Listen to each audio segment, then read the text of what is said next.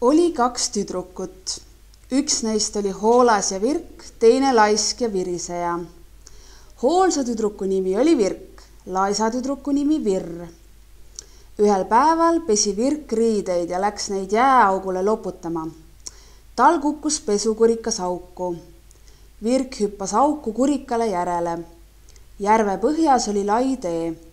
Kui Virk kurikat ei leidnud, hakkas ta teed mööda minema. Tee lõpus oli maja. Virk läks majja. Seal oli kõveralõuaga Eit, kes küsis: "Kust sa pärit oled, tüdruk?" Virk vastas: "Olen maa pealt." "Mis sa tulid siia?" "Tulin tööd ja süüa otsima." Ta ei julgenud öelda, et oli tulnud kurikat otsima. "Mina võin anda tööd ja süüa." Seejärel söötis ja jootis Eit tüdrukut ja ütles: "Mine lauta, lüpsa ja puhasta lehmad ära." Lehmad olid väga porised. Virk soojendas vett ja pesi nad hoolega puhtaks. Söötis lehmadel kõhud täis, lüpsis nad ära, tuli onni ja viis piima kõvera lõuaga Eidele.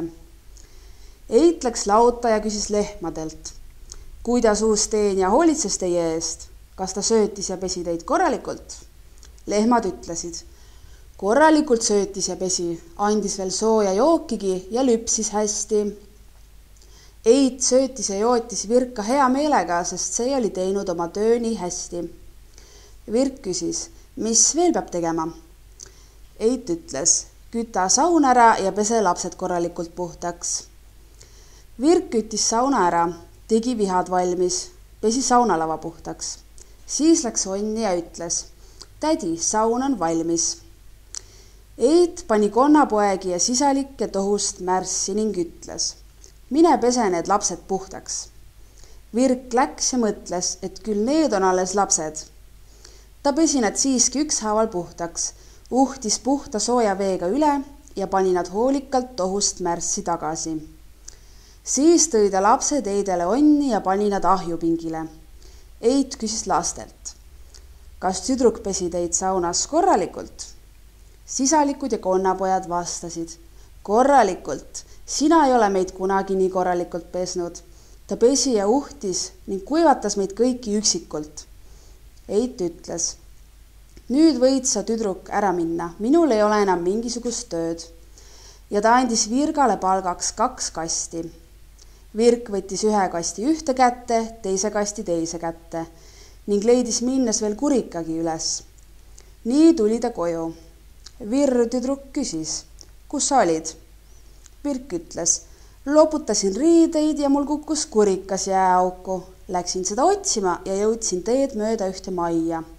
Olin seal teenjaks. Need kastid sain palgaks." Virk tegi kastid lahti. Ühes oli kuld, teises oli siid. Virr tüdrukul tuli tahtmine saada samasuguseid karpe.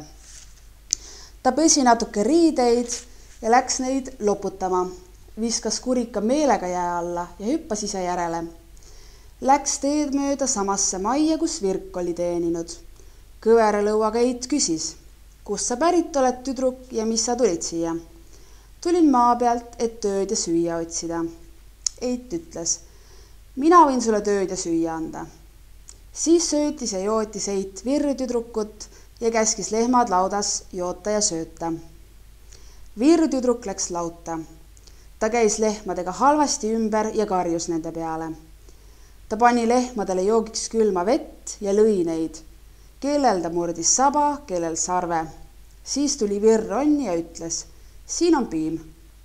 Eit läks lauta ja küsis lehmadelt: "Missugune uus teenija on?" Lehmad ammusid ja nutsid valu käes, sest Virr tüdruk oli neid nii halvasti kohelnud.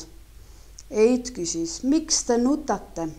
Lehmad ütlesid: "Seepärast, et oli niisugune teenija, kes andis meile ainult külma vett ja peksis meid kõiki sandiks." Eit tuli onni ja ütles Virri tüdrukule: "Küta nüüd saun ära." Virri tüdruk küttis sauna soojaks. Ta pani suitsuaugu kinni ja laskis sauna suitsu täis. Siis tuli ta onni ja ütles Eidele: "Saun on valmis."